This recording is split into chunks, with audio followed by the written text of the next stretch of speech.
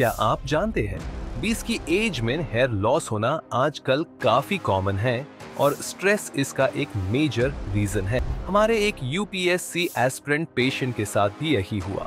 जब हर एफर्ट के बाद उनका हेयर लॉस बढ़ता गया तब उन्होंने साइंटिफिक सॉल्यूशन ढूंढा।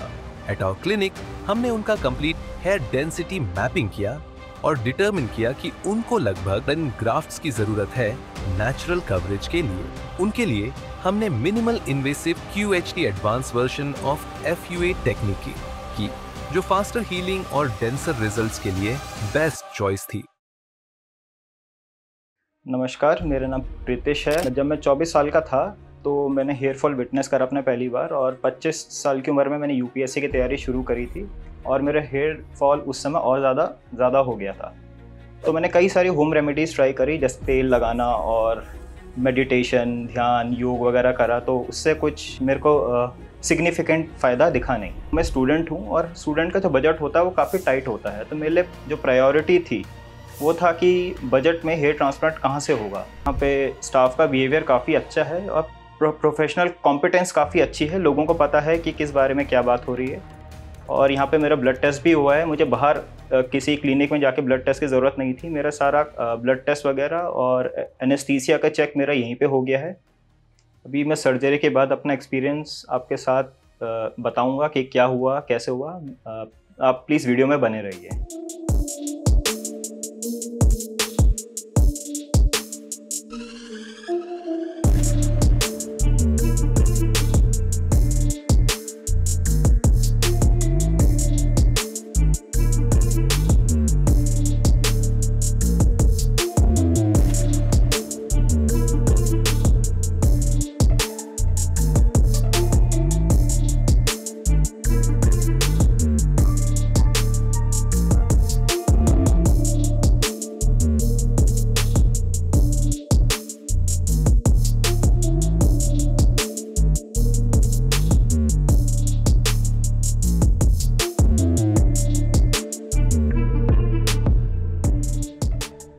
आज मेरी जो सर्जरी थी वो कंप्लीट हो चुकी है, और जो पहली चीज़ मेरे दिमाग में आ रही है कि I am happy and I am really thankful to my friends जिन्होंने मुझे सजेस्ट करा QST। तो मैं अपने प्रोसेस के बारे में आपको पहले बताता हूँ कि क्या हुआ। पहले मेरी जो सर्जरी है वो सेकेंड डे में पूरी हो गई थी। फर्स्ट डे मेरी स्लिटिंग हुई थी, उसके बाद मुझे नेक्स्ट डे के लिए क्या प्रोसेस होनी है वो पहले ही बता दिया गया था। नेक्स्ट डे 7:30 जब मैं क्लिनिक में आया तो without any waste of time मेरी सर्जरी स्टार्ट हो गई थी, और बिना किसी ब्रेक के ना और बिना कोई प्रॉब्लम के मेरी सर्जरी लगातार शाम के 6 बजे तक चली। सबसे पहला जो प्रोसेस हुआ वो एक्सट्रैक्शन होता है, उसमें थोड़ा मुझे अनकंफर्टेबल फील हुआ था, बट आफ्टर जो इम्प्लांट हुए गए तो उस प्रोसेस में मुझे मालूम भी नहीं चला। मैं तो खैर मैं सो गया था 2 घंटे वहाँ पे, तो मुझे जब ग्राफ लगते हैं उस वाले टाइम पे मुझे बिल्कुल पता भी नहीं चला था। अब मेरे को लगातार इन्फॉर्मेशन दी जा रही थी कि अब क्या होगा और इसके बाद क्या होगा।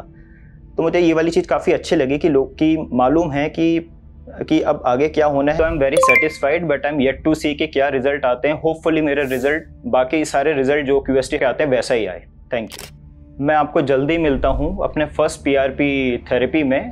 तब तक के लिए धन्यवाद। Thank you.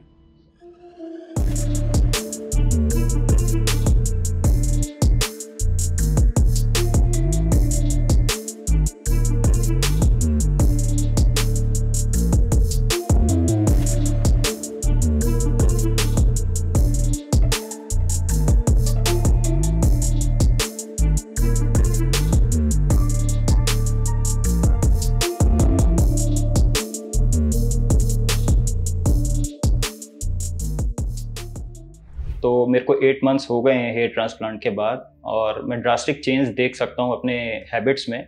मैं इंट्रोवर्ट पहले काफ़ी था, लोगों से घुलना मिलना मेरा काफ़ी कम था। After 8 months of hair transplant मैं कहीं पे भी जा सकता हूँ और लोगों से घुलना मिलना मैंने शुरू कर दिया है। जिम जाना शुरू कर दिया है, रनिंग क्लब्स में पार्ट लेना शुरू कर दिया है। मेरे जो क्लाइंट के साथ डील्स होते हैं वो ज़्यादा होने लग गए हैं। मैं बेझिझक कहीं पे भी जा सकता हूँ और आत्मविश्वास मेरे में काफ़ी बढ़ गया है।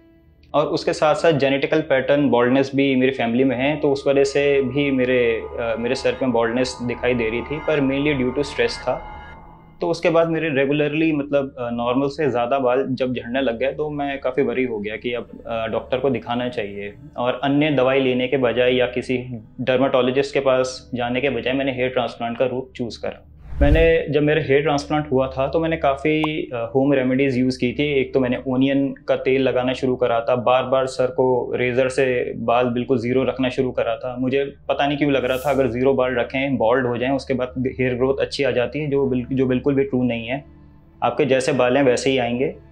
और इसके अलावा मैंने होम्योपैथिक मेडिसिन भी यूज़ करी थी। मैं डर्माटोलॉजिस्ट के पास भी गया था, तो उनसे भी मुझे कुछ खास बहुत ज़्यादा फ़र्क नहीं दिखा। देखिए, QST का सिलेक्शन मेरे लिए बहुत सिंपल था। मैं बहुत जगह मैं गया नहीं। मेरे जो फ्रेंड्स थे वो ऑलरेडी QST क्लिनिक में आ चुके थे और उनका जो रिज़ल्ट था वो बिल्कुल वर्ल्ड क्लास था। मैं वर्ल्ड क्लास इसलिए कह रहा हूँ क्योंकि वो अभी अब्रॉड हैं और उनके रिज़ल्ट आप देख सकते हैं कि ऐसा दिखता है कि हेयर ट्रांसप्लांट जैसे हुआ ही नहीं है, और उनकी जैसे हेयर लाइन कभी रिसीड हुई नहीं थी, बिल्कुल नेचुरल लुक आ रहा था। तो मैं काफ़ी उससे इम्प्रेस हुआ, और सबसे बढ़िया मुझे हेयर लाइन जो उनकी बनाई गई थी वो मुझे काफ़ी अच्छी लगी। बिल्कुल स्ट्रेट ना होके जो नेचुरल हेयर लाइन होती है वो उनकी काफ़ी बढ़िया तरीके से क्राफ्ट करी गई थी, तो मैं उससे काफ़ी इम्प्रेस हुआ।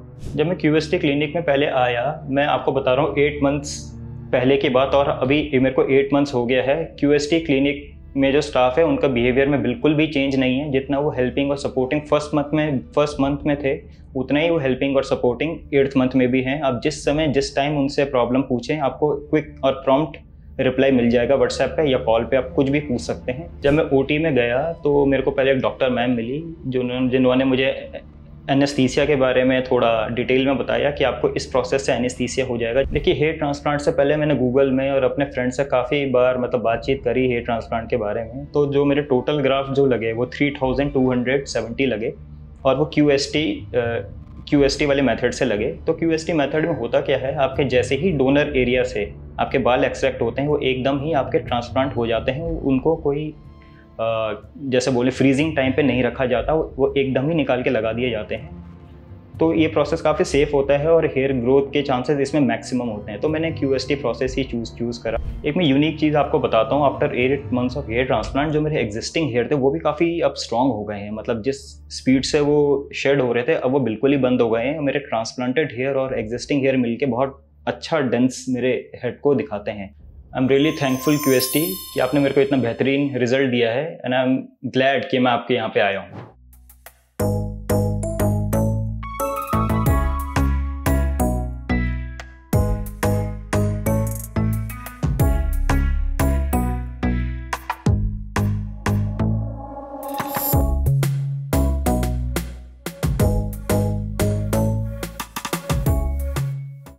हेलो फ्रेंड्स, अगर आपने अभी तक हमारे चैनल को सब्सक्राइब नहीं किया है तो प्लीज इस वीडियो को लाइक कीजिए, शेयर कीजिए और हमारे चैनल को सब्सक्राइब कीजिए। और ध्यान रहे बेल आइकन दबाना ना भूलें, जिससे हमारे हर वीडियो का अपडेट आपको समय समय पर मिलता रहेगा।